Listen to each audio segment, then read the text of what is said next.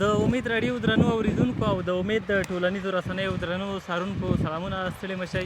بیا هم کندوز کې یم او د واخان کرکټ ملي شلوریز جام سیالۍ دي او تر خوا مې د هیواد د کرکټ ملي لوبډلې ځوان لوبغاړی زبید اکبري دی. اکبري صاحب ستړي مه شئ، وخت مو پخیر.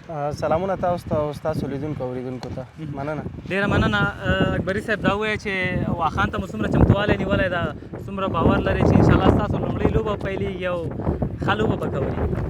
انشاءالله هغه خو ډېر صحیح نیولې دي پریکټس سیشن یې، ځکه چې 2-3 ورځې موږ مخکې رالو هلته هم پریکټس سیشن یې وکړلې او انشاءالله کوشش به همدا وي چې ښه لوبې وکړم.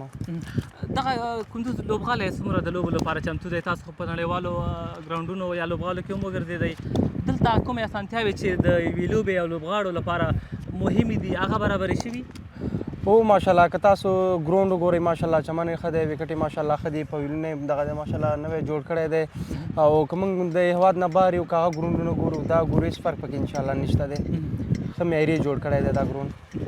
زبید اکبري په نړیوالو لوبو کې البته د A لوبډلې هغه لوبه کې د هندوستان پر وړاندې چې وه ډېر ښه وځلېده، هغه د ډېرو خلکو پام یې ځان ته راواړو. تر هغې وروسته زبید یو څه لوبه راشته کړې ده، خیرات دی؟ او تر هغې تاسو که وګورئ زموږ T20 خپله که مثالي نشته دی، دا 5 میاشتې موږ مثال نول په یو فرست کلاس شروع په فرست کلاس کې لګیا او زموږ همدا کوشش چې دغسې T20 لوبې برابرېږي انشاءالله کوشش به همدا وي چې همدغه کې ښه ولوبېږم او ښه وځلېږم. دغه لوبغاړي دغه لوبې د تاسو غوندې ځوانو لوبغاړو لپاره څومره مهمې دي، څومره به یې تاثیر مثبت وي؟